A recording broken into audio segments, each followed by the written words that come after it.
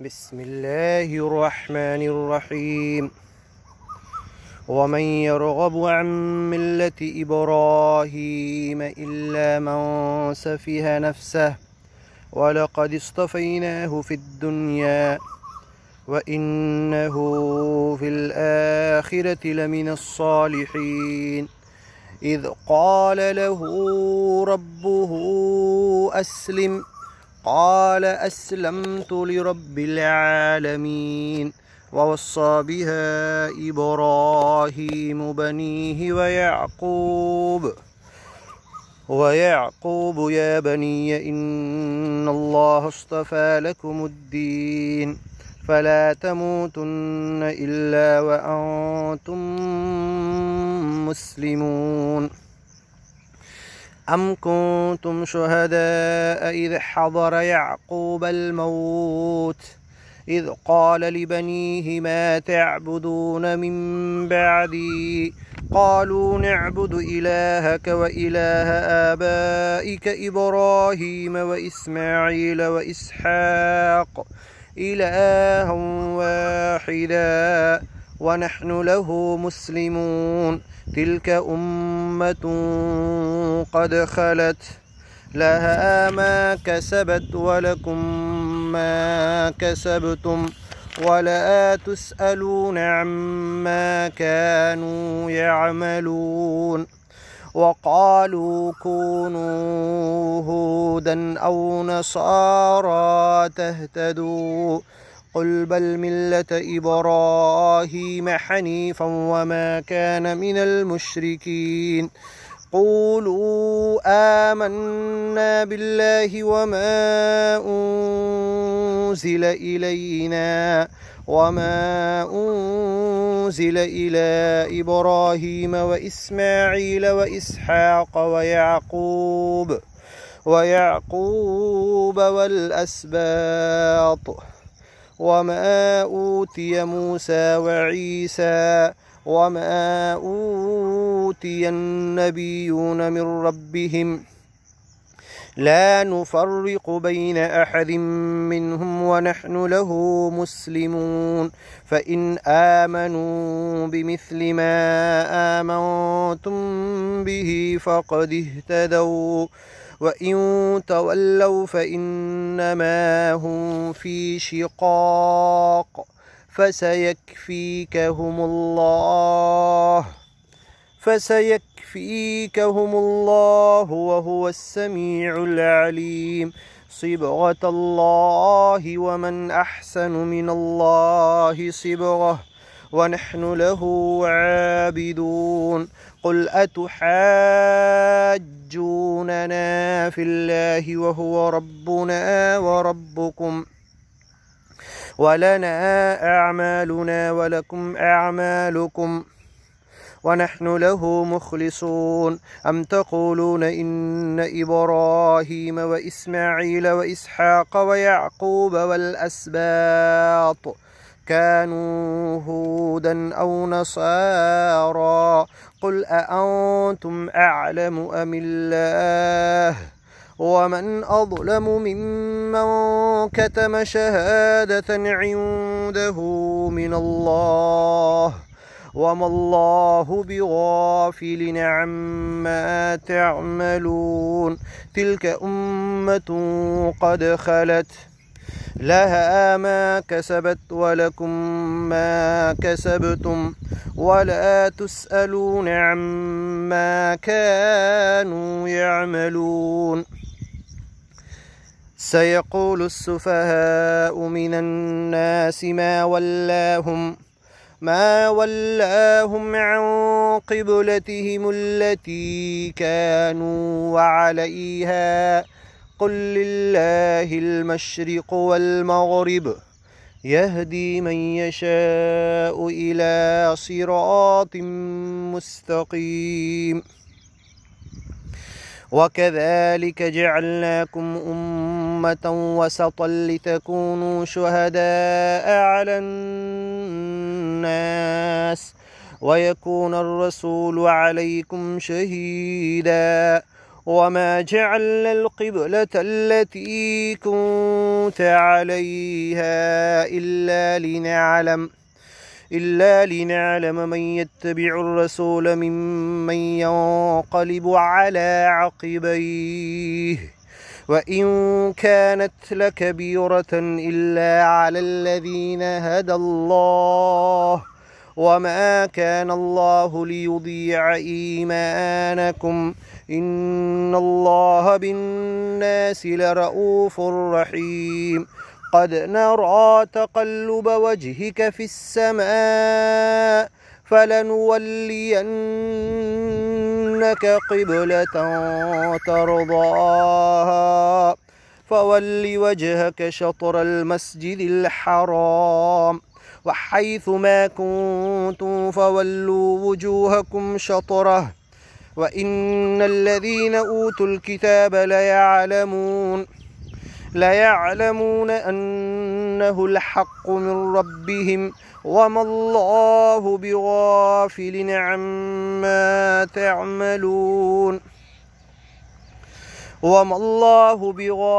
عما يعملون وإن الذين أوتوا الكتاب ليعلمون أنه الحق من ربهم وما الله بغافل عما يعملون ولئن أتيت الذين أوتوا الكتاب بكل آية ما تبعوا قبلتك وما أنت بتابع قبلتهم وما بعضهم بتابع قبلة بعض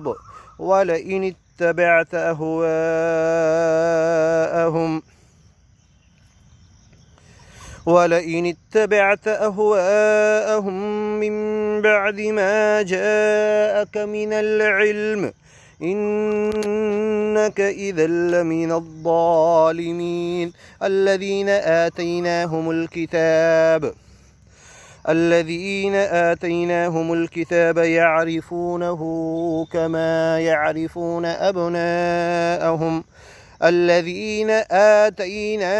الكتاب يعرفونه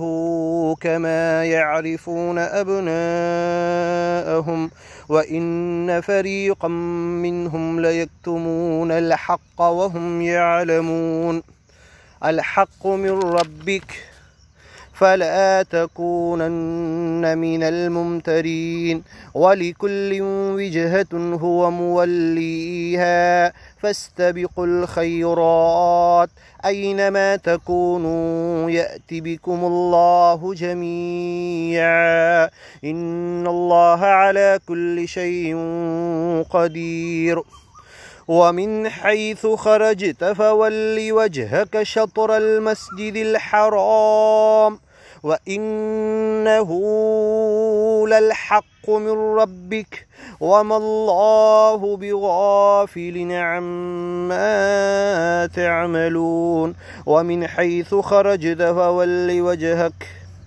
فول وجهك شطر المسجد الحرام وحيث ما كنتم فولوا وجوهكم شطره لئلا يكون للناس عليكم حجة إلا الذين ظلموا منهم فلا تخشوهم واخشوني ولأتم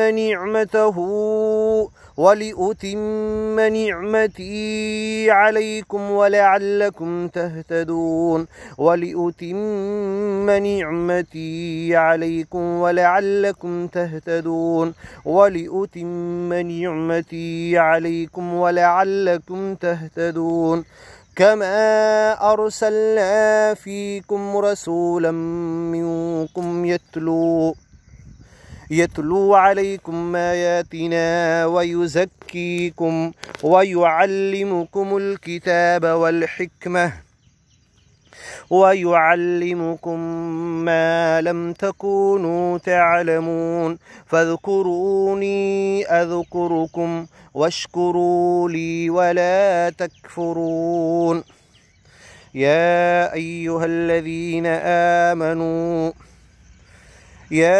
أيها الذين آمنوا استعينوا بالصبر والصلاة إن الله مع الصابرين ولا تقولوا لمن يقتل في سبيل الله أموات بل أحياء ولكن لا تشعرون ولنبلونكم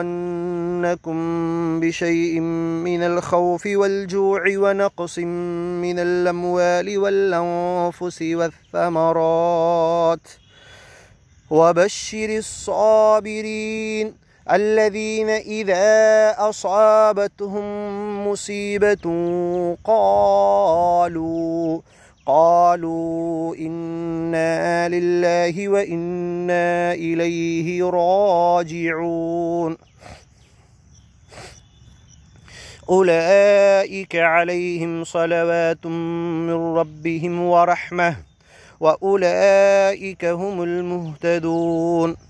إن الصفا والمروة من شعائر الله فمن حج البيت أو اعتمر فلا جناح عليه أن يطوف بهما ومن تطوع خيرا فإن الله شاكر عليم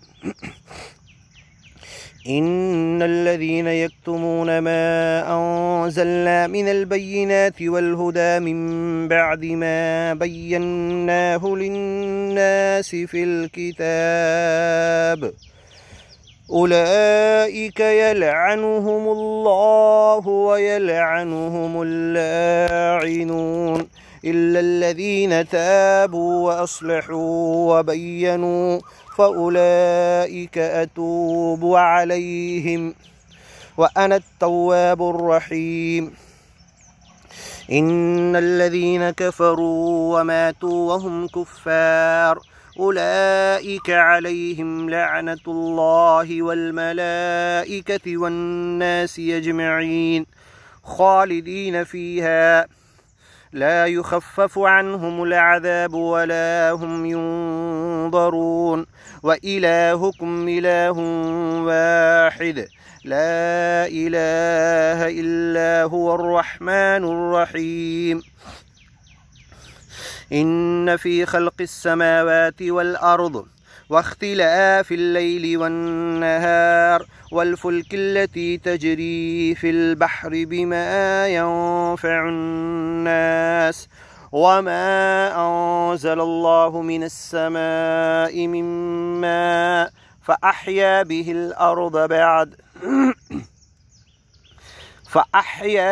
الأرض بعد موتها وبث فيها من كل دابة وتصريف الرياح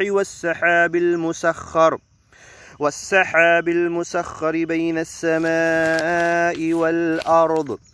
لآيات لقوم يعقلون ومن الناس من يتخذ من دون الله أندادا يحبونهم كحب الله والذين آمنوا وشد حبا لله ولو يرى الذين ظلموا إذ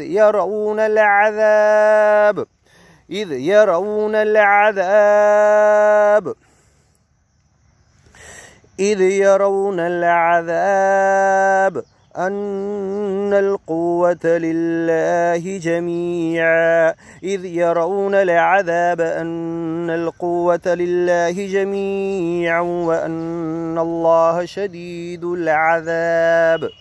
إذ تبرأ الذين اتبعوا من الذين اتبعوا ورأوا العذاب وتقطعت بهم الأسباب وقال الذين اتبعوا لو أن لنا كرة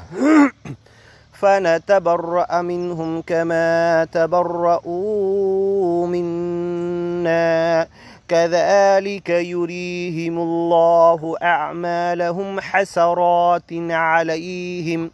وما هم بخارجين من النار يا أيها الناس كلوا مما في الأرض حلالا طيبا ولا تتبعوا خطوات الشيطان إنه لكم عدو مبين ولا تتبعوا خطوات الشيطان إنه لكم عدو مبين إنما يأمركم بالسوء والفحشاء وأن تقولوا على الله ما لا تعلمون وإذا قيل لهم اتبعوا ما أنزل الله قالوا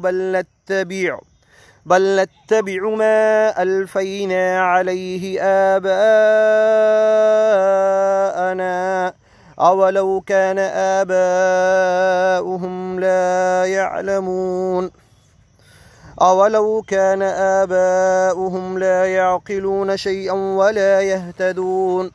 أولو كان آباؤهم لا يعقلون شيئا ولا يهتدون أولو كان آباؤهم لا يعقلون شيئا ولا يهتدون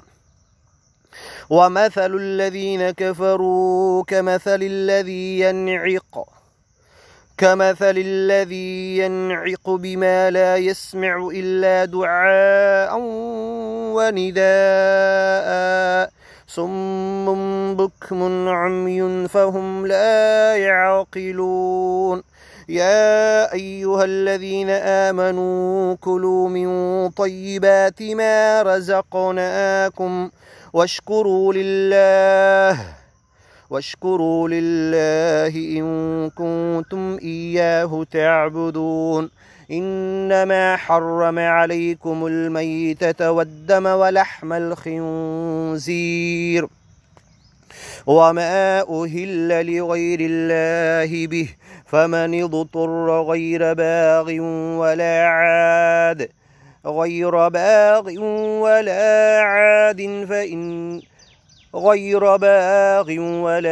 عاد فلا إثم عليه إن الله غفور رحيم فمن اضطر غير باغ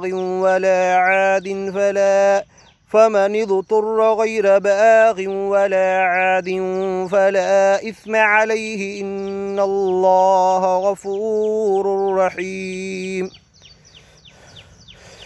إن الذين يكتمون ما أنزل الله من الكتاب ويشترون به ثمنا قليلا أولئك ما يأكلون في بطونهم إلا النار ولا يكلمهم الله يوم القيامة ولا يزكيهم ولهم عذاب أليم أولئك الذين اشتروا الضلالة بالهدى والعذاب بالمغفرة فما أصبرهم على النار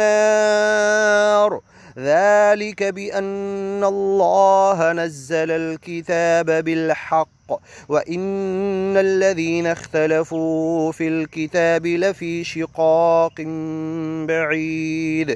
ليس البر أن تولوا وجوهكم قبل المشرق والمغرب ولكن البر من آمن بالله واليوم الآخر والملائكة والكتاب والنبيين وآتى المال على حبه ذوي القربى واليتامى والمساكين وابن السبيل والسائلين وفي الرقاب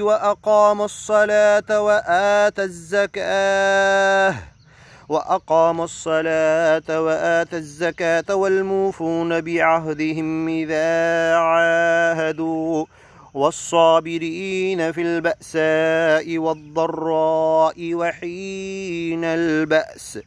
أولئك الذين صدقوا وأولئك هم المتقون يا أيها الذين آمنوا كتب عليكم الصيام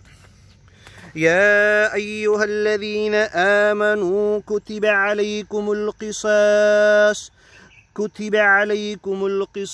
في القتلى، الحر بالحر والعبد بالعبد والأنثى بالأنثى، فمن عفي له من أخيه شيء فاتباع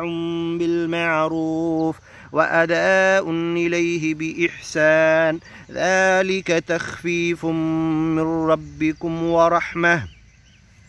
فمن اعتدى بعد ذلك فله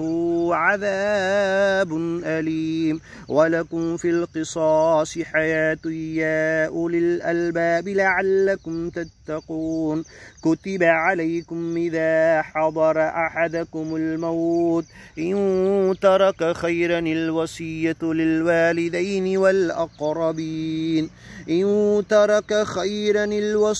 للوالدين والأقربين بالمعروف حقا على المتقين، فمن بدله بعدما سمعه فإنما إثمه على الذين يبدلونه، إن الله سميع عليم. فمن خاف من موص جنفا أو إثما فأصلح بينه فلا إثم عليه، إن الله غفور رحيم.